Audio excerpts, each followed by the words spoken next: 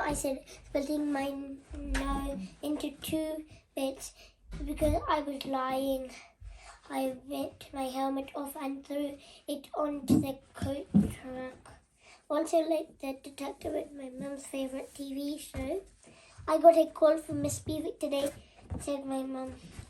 Her voice like a parrot being strangled, and I scrunched my face up. Not like the detective in her favourite TV show at all.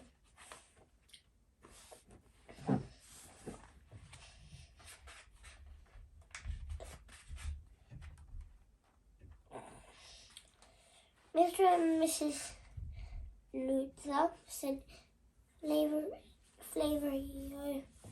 as we walked into Topolino's, and the whole restaurant went wide, everybody glancing over at my mum and doing the fingers wink to each other. I see you in the big TV to each other.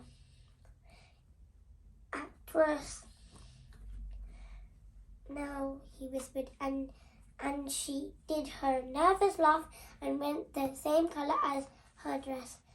Harry! Still playing a key. Well, said Flavio, pinching my cheek. Ow! I shouted, and I was just about to do another. Ow! And split it into 2.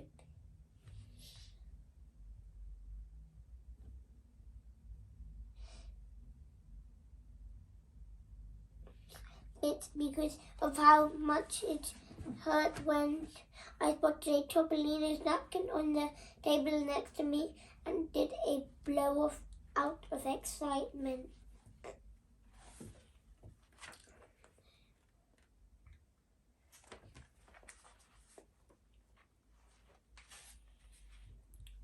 What are we going to drink? Said my dad, sitting down and looking at the menu with his worried face about he hates spending too much money. And I came up with an amazing chaos idea to how to make my mum completely forgot about how naughty I'd been at school. Waiter, champagne for everyone and a can of Funkel for me, I shouted, like my fingers in the air like the chat boy when he's in a restaurant. Very whisper, shouted my mom, and she smiled at everybody in the restaurant, but did her scary eyes at me. Just a bottle of house wine, she said to Flavio, and I saw her hand scrunch a napkin into a half snowball.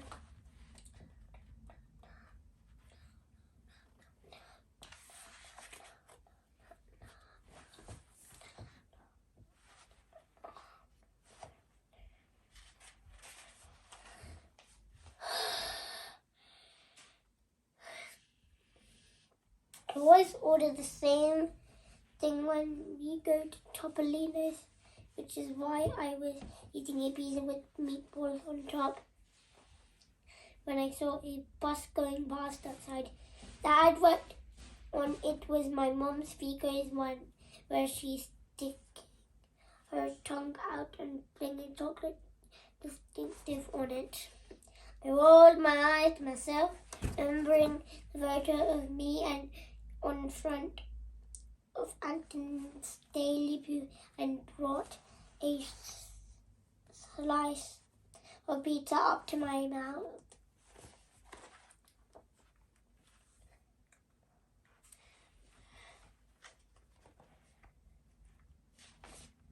All of a sudden, one of the meatballs started rolling off the slice like a giant snowball falling down a mountain.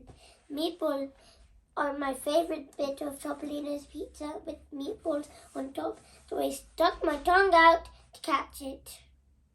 Just like his mama, said Flavio, wobbling past carrying a dish with flames coming out of it, and I heard the man on the table next to us do a snortle. I looked down at my magic smelly knee and I got ready to turn him into a snail.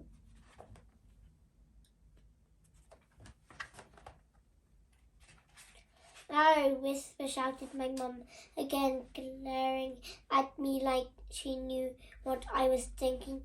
I swallowed my meatball and did a burp, but not a perp, which is short for purpose, by the way. So Barry, the ski domes next week, said my dad, changing the subject. How cool is that? It's Kiel, not Kiel.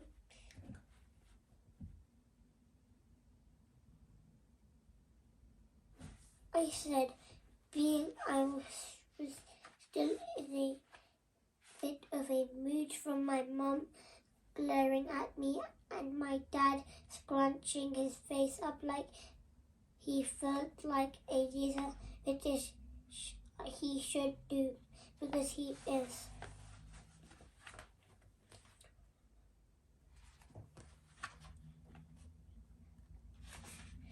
Flavia wobbled up with our puddings and balanced on one arm. Mine with coconut ice cream, which I don't even like, but I got it anyway because I looked like snowballs. Delish, said my mum, sticking her tongue out and putting a spoonful of knickerbocker glory onto it. I heard the man on the table next to us do another one of his snortles, and even though I knew it probably wasn't about my mum, it made my knee wake up.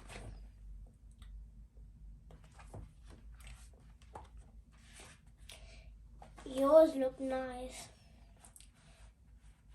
said my mum, diggling her spoon into one of my snowballs. Ever since I was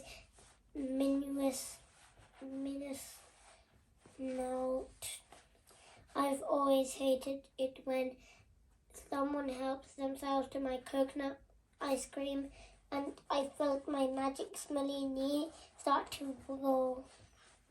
Mama scooped out a mini snowball and hovered it towards her mouth, which was opening so that her tongue could stick out and make the man laugh again. "Get your own pudding," I shouted, and the whole of Topolino went quiet apart from the noise of my mum's glaring.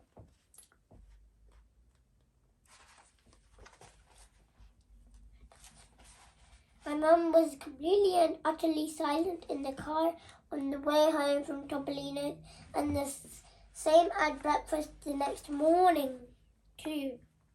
She didn't even shout, "Do your helmet, straps up," as I rolled off my skateboard with a Topolino napkin in my collar, so I didn't do them up, not that I ever do anyway.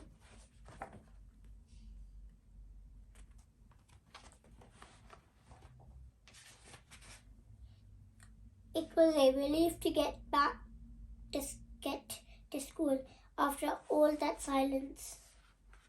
And I even pretended not to get annoyed when down a Fisky came up in with a poster of my mum from Fonko's Vico's that he'd cut into a mask and strapped on to his ugly face.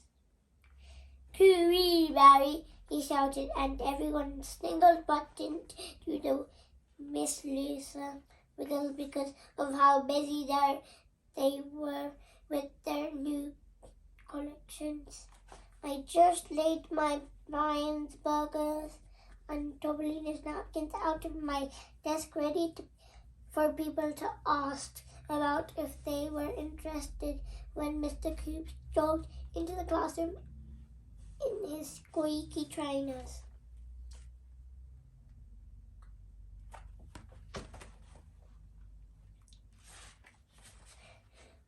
"Hands up! Who's going to ski dome on Monday?" he shouted, and a put my hand up and woggled it around. I spotted Nancy working, hands sitting on her desk, doing nothing at all, and thank goodness it wasn't mine. "Coach leaves 9 sharp," said Mr. Goops, and he jogged out again.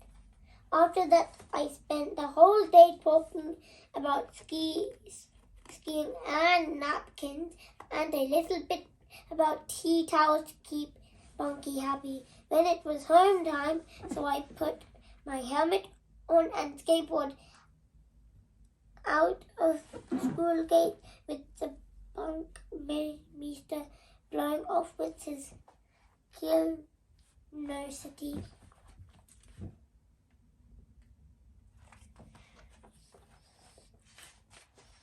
You know, when everything's going all along all nicely, then something really bad happens. Standing on the pavement like a figure's cardboard cut out of herself was my mum talking to Miss Beaver.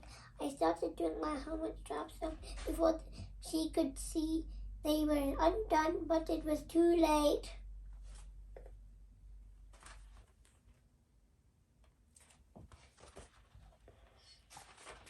The next thing I knew, I was in the back of the car and my mum was zooming us out of town. Where are we going?" I screamed, worried she was driving me to the dump like our old fridge that time. I tried to open the door and do a trap roll out of the car, but the locks were on, so I started banging on the sunroof with my helmet, which was still on my head, by the way.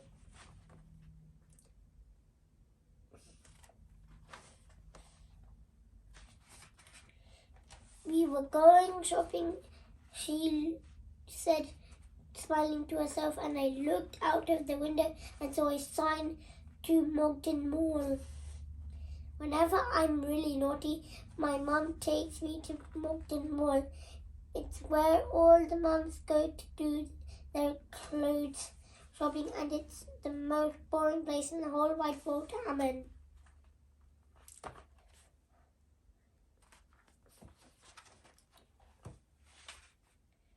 "Do your helmet straps up," said my mum once we parked and got out of the car. "There's no skateboarding allowed," I said, pointing to a sign that said "No skateboarding allowed in Moncton Mall." And I did my face I do when there's a sign that says what I've just said. "Do your helmet straps up," said my mum again, like she was her own parrot, and she smiled herself, and she smiles when she's about to make me look like the biggest loser ever.